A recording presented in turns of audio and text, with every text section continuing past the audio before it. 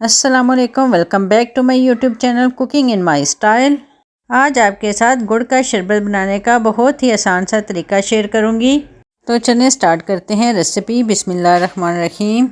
एक साफ़ बर्तन में मैंने 2 गिलास पानी ले लिया है। अब इसमें गुड़ शामिल करेंगे और इसे हमने अच्छी तरह पकाना है।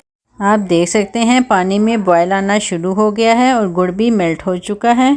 अब हम फ्लेम को कर लेते हैं बंद और गुड़ के इस शरबत को हम किसी बारीक छाननी की मदद से छान लेंगे ताकि इसके अंदर जो भी मिट्टी और ज़रात हैं वो निकल जाएं।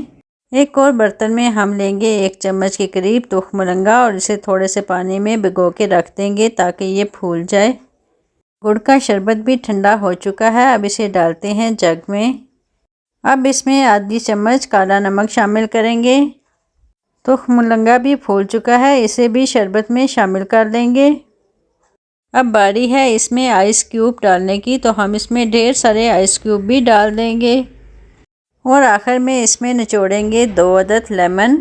गर्मी का तोड़ मज़ेदार सा गुड़ का शरबत रेडी है। अब इसे ठंडा ठंडा ही करते हैं सर्व। अब इसे मज़ीद पुदीने की पत्ती और लेमन से करेंगे गार्निश और आपसे लेंगे इजाज़त। इंशाल्लाह फिर मिलेंगे किसी नई रेसिपी के साथ। अपना ख्याल रखिएगा। अल्लाह हाफिज़।